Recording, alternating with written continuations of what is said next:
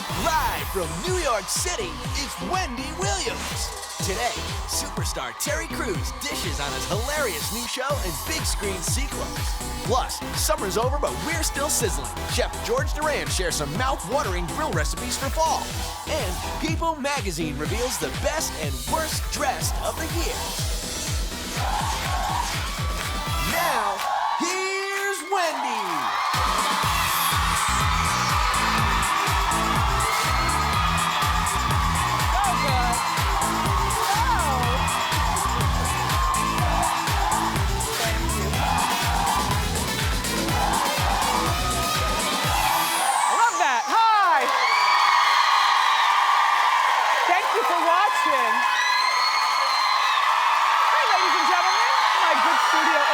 Thank you for being here. It's the weekend. How you doing? I'm doing great. I've got so many plans for this weekend. We have a fantastic show planned for you. Kim Kardashian wants to distance herself from the rest of that family. Ooh. We'll talk. Sandra Bullock speaks out on her divorce. And we've got a sneak peek of the upcoming season of The Real Housewives of Atlanta. I know. Let's get started. It's time for Hot Topics.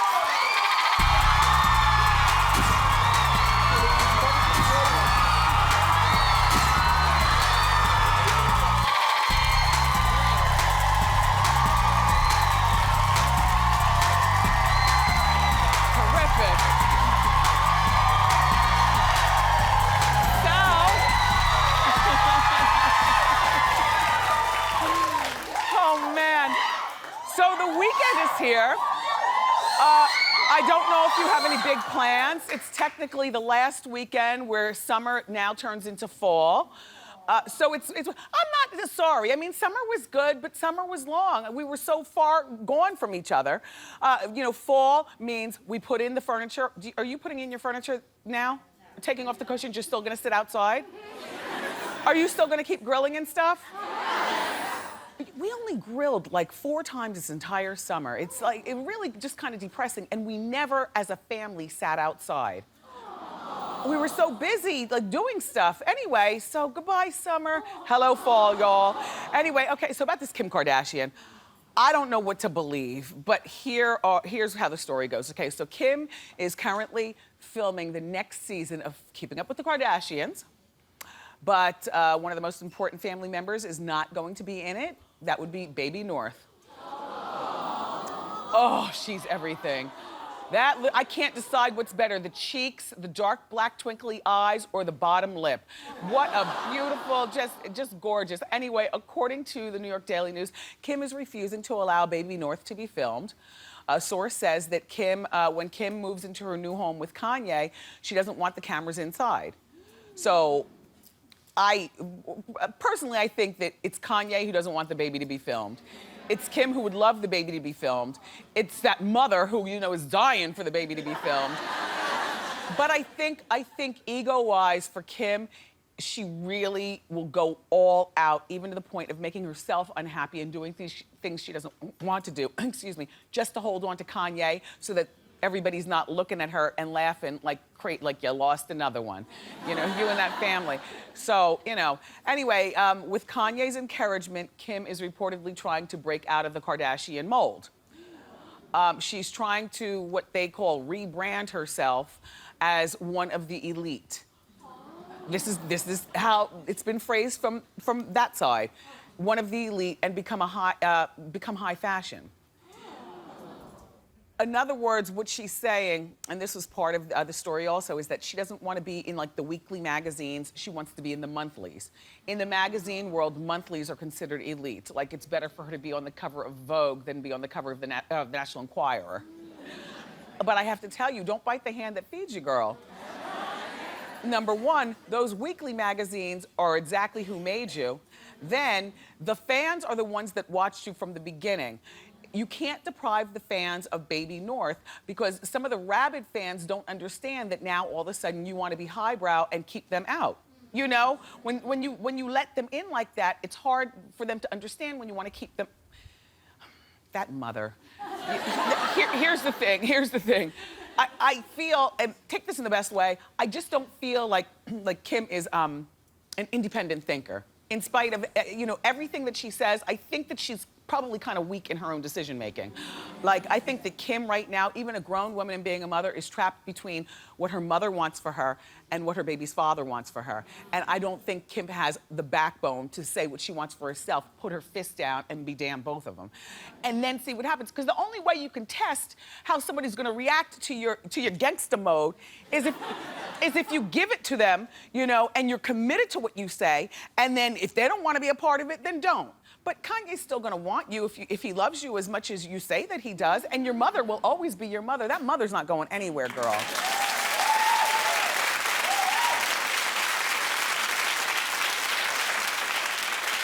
Does it matter to you one way or the other by a poll of clapping or hand raising? What do we do? I forget. Clapping. All right, clap if you want Baby North. Think about it first. If you really do want Baby North to be part of that next season.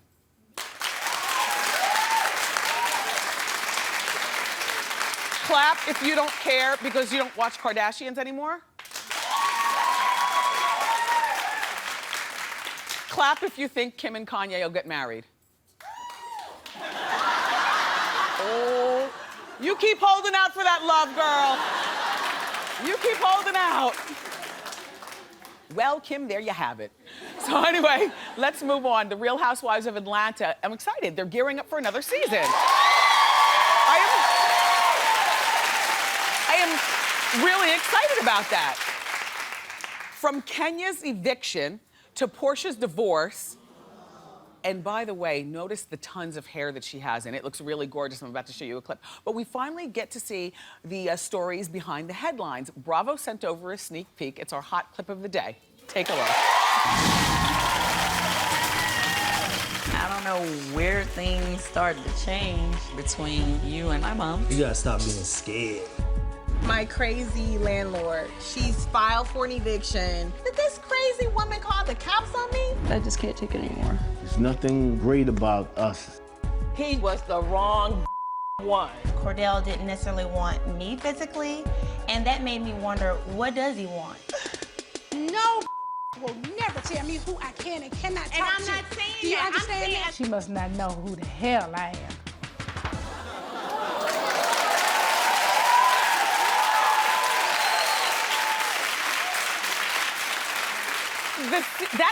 To me, that was a really good clip. Good job, Atlanta girls. That was, every storyline looked great. I liked Todd and Candy. Candy, you look good. It looked like you lost some weight or something like that. Candy moved her mother into that mansion next door, so the mother's living right there on the property. Todd has a problem with that. That's a good storyline. And then that woman who was telling Portia that, you just didn't pick the right one. And then Portia said, why didn't he want me? Well, if you listen to the streets. Duh. And then the hair, look at Portia. Who else's storyline was there? Oh, Nene versus Kenya. Now see, those are two tough talking women. You can't even call it directly as to who would win that fight. Argument, that is. And then our girl Cynthia is back to crying and doing the Cynthia that she's done so many. I mean, last season, she and Peter, they were so in love and she was so strong and just beautiful, but those tears, she's back to crying. So, okay, good. We'll be watching Real Housewives of Atlanta returns November 3rd on Bravo. Okay. Speaking of Bravo, there's another housewife getting a spin-off show. Caroline Manzo from Jersey. Do you like that idea? Okay, wait, let's just do a poll. We'll do a poll at the end, okay? I like polls. Okay, look, according to TheWrap.com, Caroline's currently shooting a pilot called Manzo'd with Children, like married with children, Manzo'd with children. It's about her life with her husband, Albert, and her 3 children, and her kooky sister, Fran. Aunt Fran is the one that raises pigs and stuff, only that storyline is not that interesting. Caroline, in the name of decency, because you all are a decent family, your spinoff is gonna offer us nothing that we watch reality TV for. You guys are too decent and normal. Take this in the best way.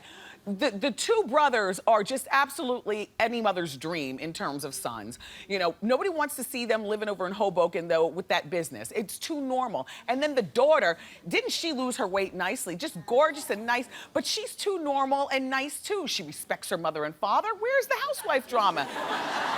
And then Caroline, it ain't like she's cheating on Albert. They love each other. And Albert is handsome as I don't know what. He's lost that weight.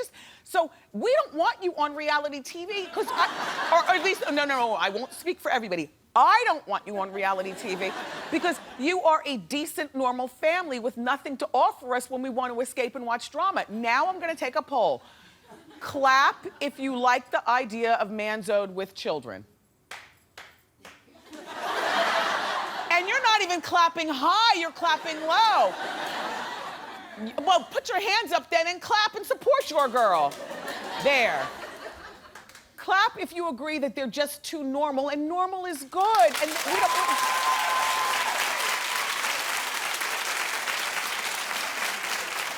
Sorry, Andy, it's my duty to take polls and try to help out. You know I love Bravo. Anyway, Teresa is allegedly jealous of Caroline's spinoff because according to Life and Style magazine, Teresa's wanted a spinoff of her own for years and isn't happy for her frenemy, Caroline Manzo. Teresa, would you part your hair and squint and take a look at stuff? Teresa, hello, girl, you do have your own spinoff. It's called The Real Housewives of New Jersey. You're the star of the show. Without you on that show doesn't exist, dear. You have your own show, right?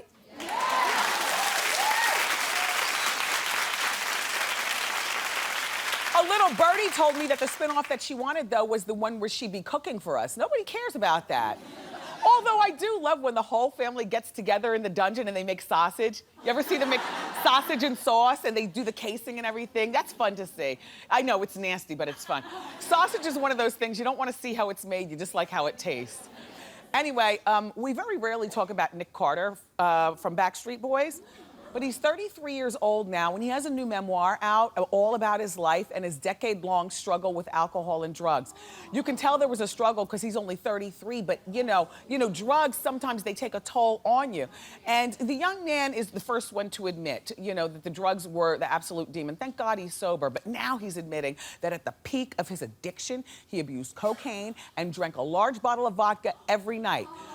But his biggest drug regret is taking ecstasy because ecstasy has left him with permanent damage up here, causing bouts of depression. They say that about ecstasy, though. It could happen either the first time you take it or eventually, just eating at a part of your brain that leaves you with permanent depression. I didn't know that. Anyway, he also blames his ex-girlfriend, Paris Hilton. Now, see, druggies, you don't blame anybody but you. That you shouldn't have done that part, Nick. But I'm going to tell you what he writes about Paris, and then we're going to talk. Nick writes, Paris was the worst person in the world for me to hook up with. She fed my worst impulses as far as partying. Oh, hashtag, is Paris getting it in? Well, listen.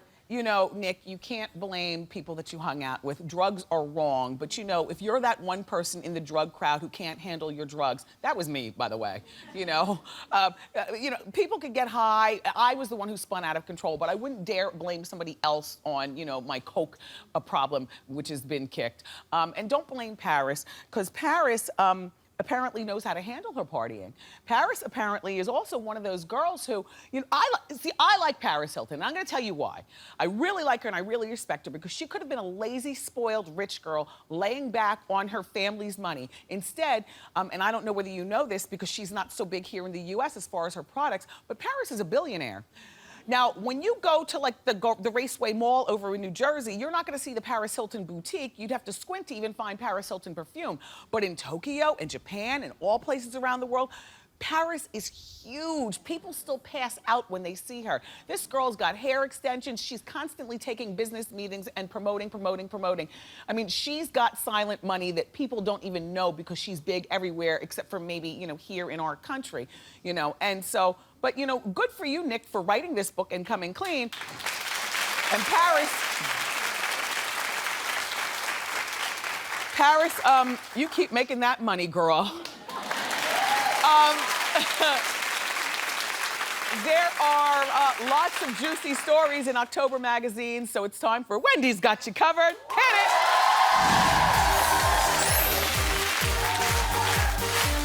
Okay. First one is about our girl, Sandra Bullock. She's 49. And, excuse me. I had a liverwurst omelet for breakfast. Do you know that where I order my omelets from, there was no liverwurst? And then mind you, they make sandwiches at lunchtime too. They don't sell liverwurst. Since when did liverwurst go out of style? So we had to go to a grocery store to get a quarter of a pound of liverwurst. Then I had to open up the omelet, put it in there, then put the omelet in the microwave and eat it. I love liverwurst. My mother used to give me liverwurst sandwiches at day camp, and all the kids would move away from me and call me smelly. It's okay.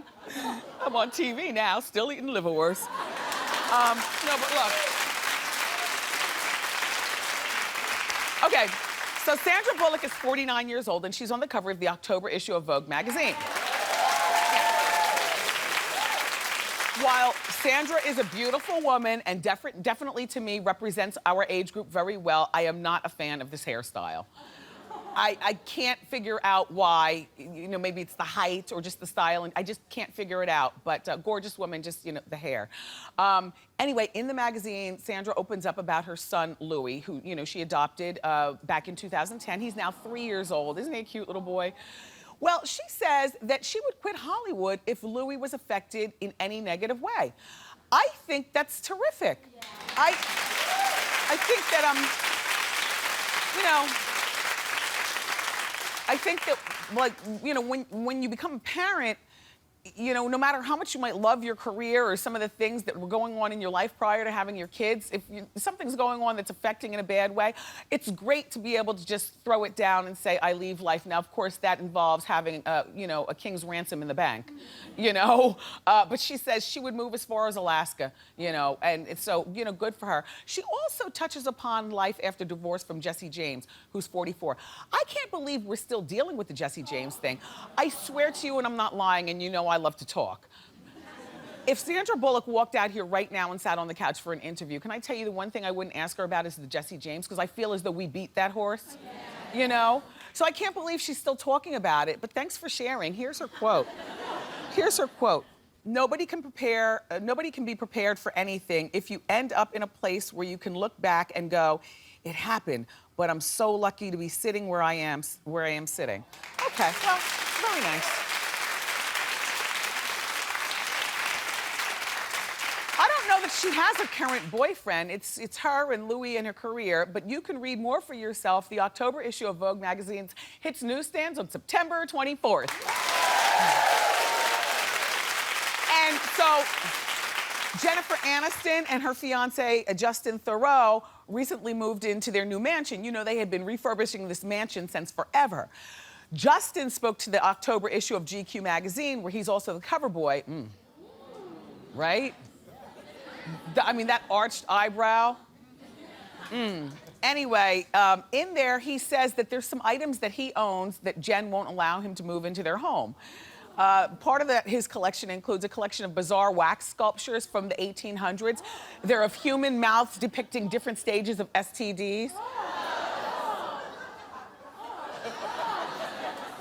But my thought is, while ew, no girl wants that in her house, their mansion is big enough for him to have an area. He can have an area in the mansion where he can put his stuff. I mean, even if it's not in the main part, maybe he can have like this area like right over here, you know?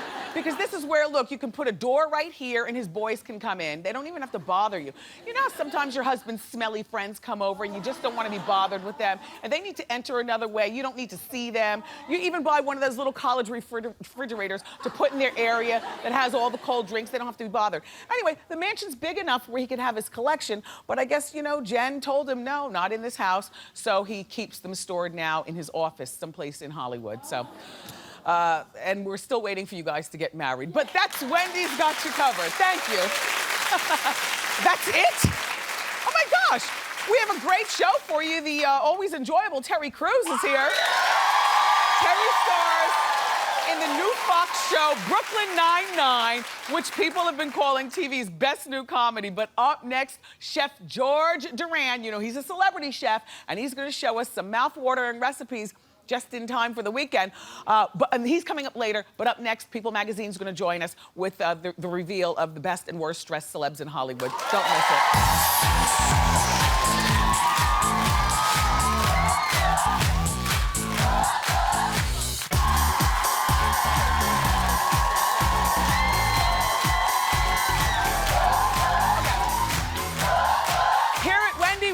Celebrity fashions, and People Magazine just released their list of best and worst dressed celebrities in Hollywood. So here with the inside scoop on who made the list is style and beauty editor Pamela Edwards Christiani. Welcome back. Thank you, Wendy. Good to see you again. Good to be here.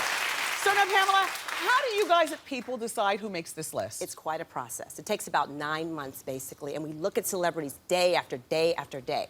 Because consistency counts, Wendy. That's what matters. Oh. So the editors, in addition to fashion insiders like bloggers and models and photographers, we pick different people each year. We all weigh in with this 9 months of research, and that's how we come up with our 9 winners. months? Yeah. You can't, it's not one day. You've got to be consistent. Oh, my God.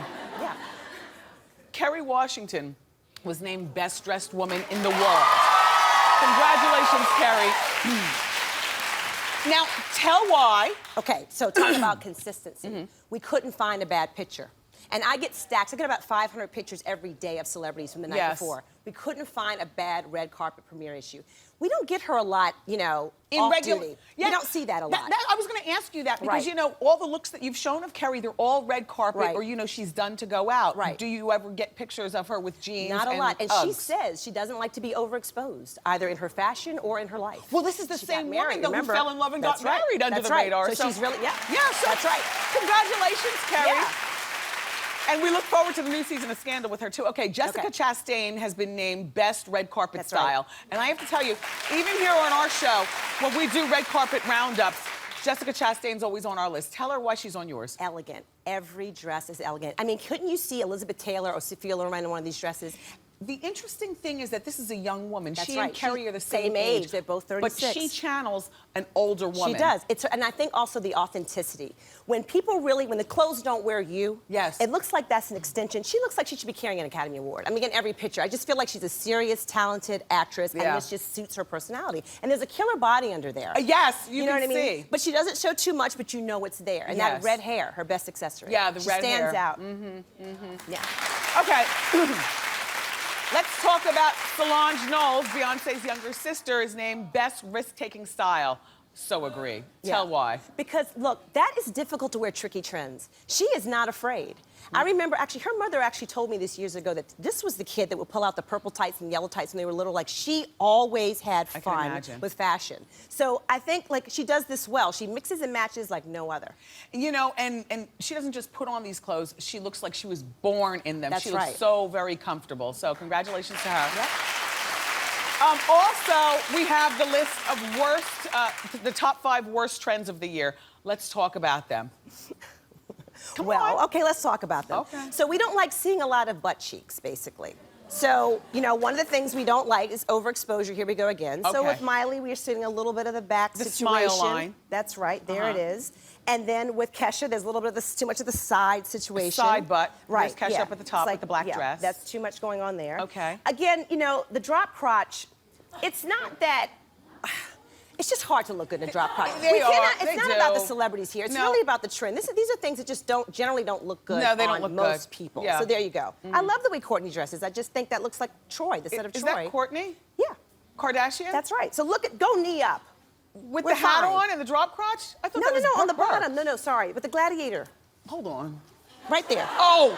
Yes. Oh my gosh, Right. trend to go away. Please, that gladiator. That's what Thank I'm saying. you. But look, that's what I'm saying. Oh my gosh, I hate it. I can't figure out how you wear a gladiator and why do people buy them? I don't know, but knee up, she looks fine. I just think it's the shoe thing. Yeah. She's a cute dresser. Yeah, oh no, it's not her, it's that not her, trend. it's the trend. We just want it to go away. And now what's the bra trend? What is that you want to go away? The bralette, I mean, look, if you have 100 women, 2 people can do it right. It's just that it just looks like you're supposed to be, you just didn't finish getting dressed. Yeah. You know what I mean? Like, it just looks unfinished. Well, I don't know what else to say. Those are the worst trends. This is one of my favorite issues every single year with People Magazine. Love it. So thank you so much. Happy to be here. Pamela Edwards Christiani, everybody, and you make sure that you pick up the new copy of People magazines. You know it's on newsstands now. Up next, everybody, from the new show, Brooklyn Nine-Nine, it's Terry Crews.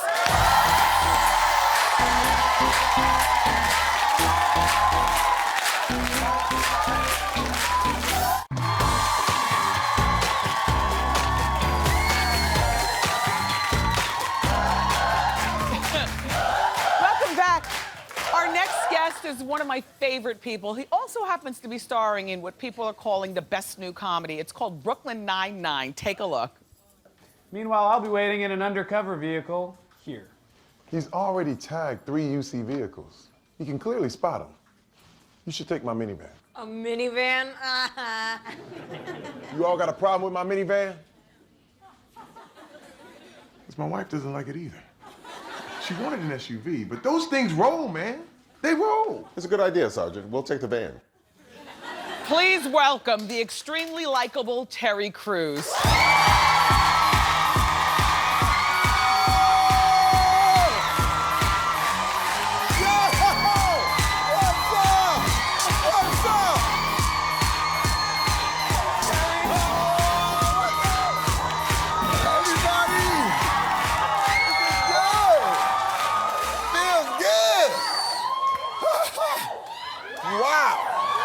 What's up, y'all? Okay, you know what? Yes, yes. If you put your feet in front of the camera, show us some sock. We want to give you, no, down. Wait. Oh, right here? Yes. Oh, the shoot cam. Yes. Look at it. I'm going back to, Oh my gosh, I love the detail Oh, on the look at, side did of you your see it? pants. Did you see the bands? Uh-huh. Oh. I'm making money. But my kids and my wife, they got it all. I love you. Thank you. You really are one of my favorite people. You and your wife and your cute family. You know, he's got 5 kids. And a grandbaby. And he's got grandbabies and the whole bit. I know. All right, so I'll just start here. When I hugged you, I felt a very, very well-made suit, and I see at the bottom. So you're a man of a particular size. Is this custom made? Always, always. I cannot go into a department store and pick anything off the rack. When I go to the shoe store, I literally just say, okay, bring me every 14 you have. And they bring out 2 things, and then that's it. You know, I am done with clothes. I'm glad I got some money. Thank God. Only because it's expensive. Listen, I have to keep working to keep dressed. You know what I'm saying? Everything has to be custom made. That's the way it has to be. And I love clothes so much. You get hooked on them. It's like an addiction. Yeah. You know what I mean? Like, I might go broke buying clothes, but I'll be the best looking homeless brother. Man. Like, walking around like, can I get $5? Now, I don't want to remind you of this, but I must. When I hugged you, I didn't detect any spanks this time. Oh, no. Do I look like I need some No, spanks? but remember, his boobs are dancing. Remember one of the last times that you were here, I forget whether it was the last time or the time before, you had on man spanks. Yeah. And you shared it with us, which I thought was so awesome. It feels good to be tight. It feels good. And compressed a little Yes. bit. You know what I'm saying? Yes. Sometimes you need that. Yes. It's good. Well, Terry, you know, was a professional football player, an NFL player. What teams did you play for? Rams, Packers, Chargers, Redskins, Eagles. Okay. For 7 years. Everywhere. For 7 years you did that? 7 years, yep. Does your body still physically, like, do you suffer? Do you have a crooked knee? No, I'm 100% healthy. You know what happened with me? I mean, I keep working out. I kept working out. A lot of times, athletes, they're like, I'm done, I'm forget it. I kept working out. I kept working my brain. It's really hard when the transition is a mug. Like, when you're done being an athlete, a lot of guys just sit around. They don't do anything. It's almost like, you know, going to a retirement home. For me, I've worked on my brain and my body. But how did that acting transition happen for you, do you think? Well, for me, you know what? This is the thing. A lot of times, as an athlete, you know, a lot of athletes try to get into acting, and they have a hard time because people only think you should have one dream. They only allow you to have one dream. Like Mike Strahan, Shaq, they're great actors, but they go, you know what? You already got a Super Bowl. You already got a Laker championship. So they don't want to spread the love. It's like if Brad Pitt hit the Powerball, You know, everybody was like, "I'll kill him. Yeah. I need to kill him." Yeah, he already has money. It's wild. We're all ingrained like that. So you I know think what I mean? you're saying is, even though you played for 7 years, largely a lot of people didn't know who you were, and so your under the radar football playing helped you become an over the radar actor. Exactly. No one knew. Yeah. No one knew I was a ball player. I snuck in. You know, I snuck in. By the time I was acting, they were like, "Wait a minute. He played in the NFL," but it was too late. You saw white chicks. Yes. It's too late. Yeah, well, he was It's too late. You already saw everybody hates Chris. Yes, and so everybody then hates it was Chris. like, he's an NFL player, you know? Yes. Okay, so congratulations on Brooklyn Nine-Nine. Yeah. It's getting great reviews. I've personally been watching it. The only thing that I need on the show, because I'm so busy during the day, I need a laugh track. I miss sitcoms with laugh tracks, and you know, don't tell me when to clap and laugh, because I've been working all day. I want you to like you laugh and then I'll laugh. Is what I'm trying to say. But it's a very funny show. Yeah. It reminds me of, like, I grew up with Barney Miller. Yes. It reminds me of Barney Miller, except modern day. That's right. That's exactly what it feels like. You know what? It's The Wire with jokes. That's what it is. Right. That's what it is. It's not done like a spoof. It's not done like Police Squad or something crazy. It's all done realistic. We deal with murders, we deal with robbery, but it's a workplace comedy. Can I tell them your character? All right, so Terry's character, though, is this cop who's scared to be a cop now, and that's why he drives the minivan. He's scared to, like, go out and hold the gun and stuff. And I'll tell you why. Because his wife just gave birth to twins, and now he wants to live for his daughters. So he's like a coward cop. Yeah, my little twins, Cagney and Lacey. Cagney and Lacey, that's their names. So funny. Okay, you also are in a new animated movie. Talk about it. Yes. Cloudy with a Chance of Meatballs 2. It's so huge. I always wanted to do animation. I'm animated anyway. I mean, this is the way I do it. I mean, I feel like I'm a live claymation. Yes. So for me to do this movie and get into this kind of thing, I dreamed about it. I was a big fan of the first movie and ended up in the second. That one, Mr. T played the role you're playing now. Now, did Mr. T get fired? No. He just did. For some reason, he didn't want to come back, and I was like, well, because I enjoyed the first one so much. And literally, I got the call from Sony. They were like, yo, we would like you to take the place of Mr. T. And I'm like, man, you think I got the juice? I mean, I had the Mr. T cereal. Yes. Okay? I watched Rocky III like 3 times in the theater. Yes. And for me to take that role, and they thought I had the juice to do Did it, he I send loved you a it. telegram or something? He sent me a he's a text from stand-up Twitter. guy. He did. He said, dude, I'm so happy it's you. God bless you. If anybody is you, thank you. You know, you're the man. I was like, oh, Mr. T. He's a good guy. Mr. T. Well, say hello to your beautiful wife for me. Yes. You know, you're one of my families. I just love the way you all operate, and good luck with everything. It's Terry Crews, everybody, and his new show is called Brooklyn Nine-Nine, and it airs Tuesdays at 8:30 on Fox. And then Cloudy with a Chance of Meatballs hits theaters September 27th. You keep it here. Up next, celebrity chef George Duran's here with some mouthwatering recipes just in time for the weekend.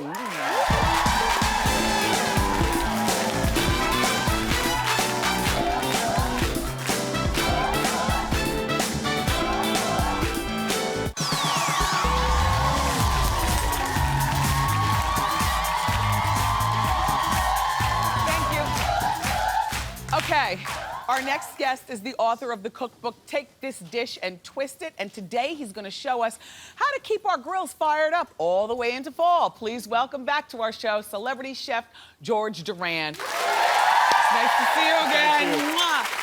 Okay, I see shrimp, I see chorizo, I see corn. Tell us what we're doing and let's get started. Well, you said in the beginning of the show that you didn't grill enough this summer. No. And for me, summer grilling goes all the way till the end of fall. Even in the winter, you can grill for as long as you want. Yeah. And there are lots of ingredients that are still in season, believe it or not, right now as fall begins. Okay.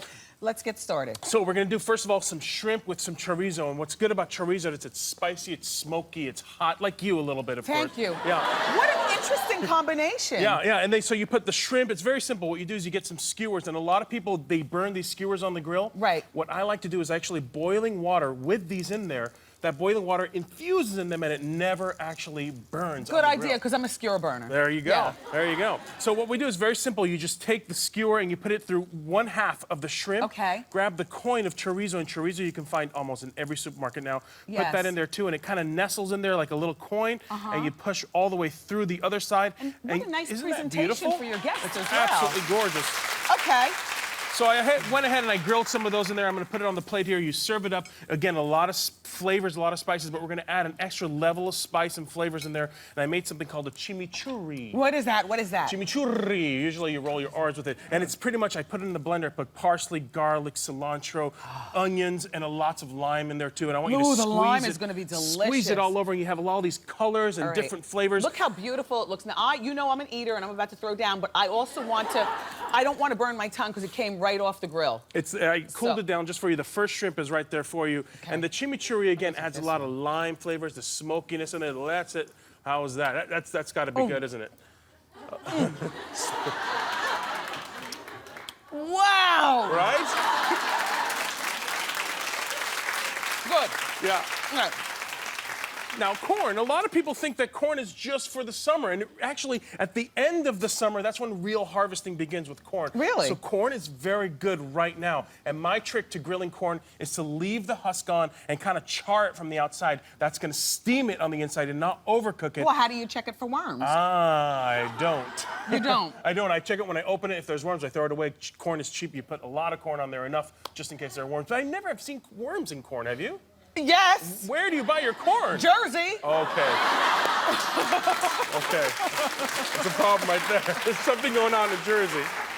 So, okay. So very simple. What I do is I take the corn off the grill once it's a little bit cooled down, and to remove the husk, I pull from the silk and kind of use like a zipper method, and you kind of zipper it off from the tip of the silk, and that removes the entire silk and the husk at the same time. And it's such an easy way to actually serve corn. And here's the twist of it all. Okay. This is called buffalo-style corn. Okay, what do we do? Yeah, so we take some of that hot sauce that you like. Oh, wow. A little bit of butter in there, too, and I slather it on the corn in there like You that. are lying. Wait a minute, here we go. A little bit of celery salt in there, because you need a little bit of salt in there, too. And then on top of it all, you add a little bit of this crumbled blue cheese, just like that. And, not blue cheese. Oh, yeah, blue cheese, just like when you do when your buffalo wings.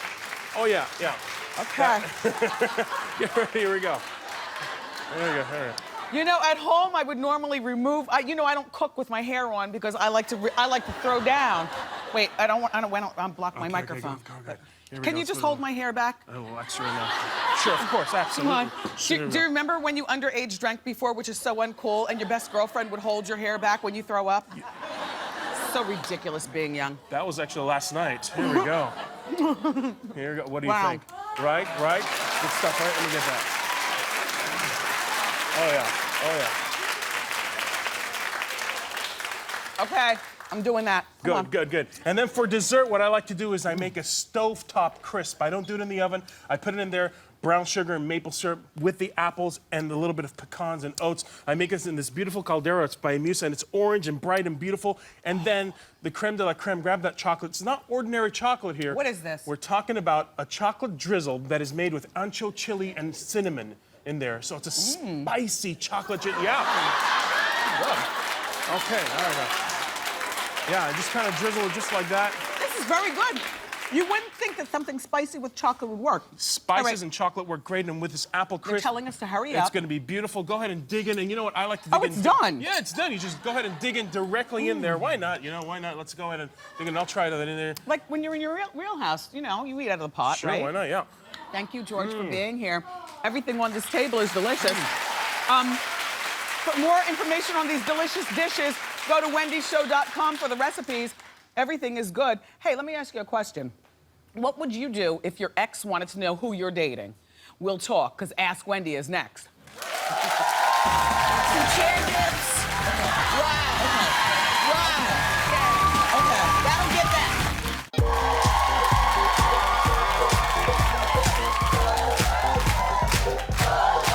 Welcome back, everybody. It's time for Ask Wendy. How you doing? How you doing? Very well. How can I help? My name's Nicole, and I've been my ex-boyfriend and I have been broken up for a year now. We dated for 3 years. We have a 16-month-old daughter together. Oh. And he happens to call me every single day, asking me who I'm dating, what I'm up to. He wants to, and I don't want to rekindle the relationship because he's selfish and immature. How do I get him to stop asking me questions with everything that's going on? It's like on my nerves. You can't avoid it. You see, because you got the 16-month-old. I know. So he's gonna have to talk to you about something, and then he's always gonna slide in questions about your personal life. And all you simply can do is cut him off right there and tell him he's selfish and he's immature, and that's why you guys aren't together. And then that'll cause a fight regarding custody. And you know, you're kind of stuck with these questions. My answer would have been totally different if they didn't have a child together, you know? But because you have a child together, no matter how you talk to him, you're still gonna have to talk to him the next day, and the day after, and the day after. And wait until you really start dating somebody. Then he's gonna ask to be nosy, but also it'll be his right because his daughter is with you and meeting the new man. Oh, in other words, Nicole, you're stuck. You're stuck. But maybe one day he won't be selfish and immature. Would there be a chance of you getting back together? I don't think so. Okay. No. How old are you, honey? 26. Okay. So you know what you're talking about. Well, you know, you made your bed, now you gotta lie in it. With him. All right. Keep it here, everybody. Up next, we're gonna take a classic look from a moment on the Wendy show 5 years ago. Keep it here.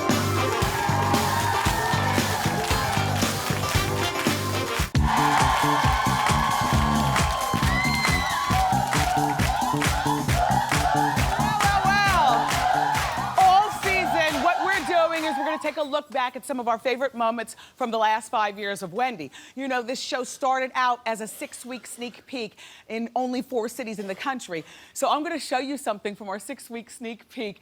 In other words, the test show. I'm with Vivica Fox and a girl who says it like I mean it, and I love it because so is she. Take a look. Now look, I just want to, because I'm reviewing, because our age group, it's good to be us. Who's us in this, around, within a 5-year mark? See, there are a few of us. Do you guys have this? I have this. You don't have this. Oh, no. I do these way too much. You do? No. You have to do these. Okay. Some chair dips. Okay. Right. Okay. Right. Okay. Yeah. Okay. That'll get that. Okay. Right. But I'm thinking it's too far gone. Well, you know, then get it. Fix it. Okay, first of all, I still have this. Look, but more importantly, did you see the décolletage? Did you see my dress? That was the test show. That was one of my favorite Nicole Miller dresses, and I wear it with no bra because it was so low that I couldn't dare dress like this now. I had to understand the parameters of daytime and cover it up if I want to stay here. We'll be right back. Don't move.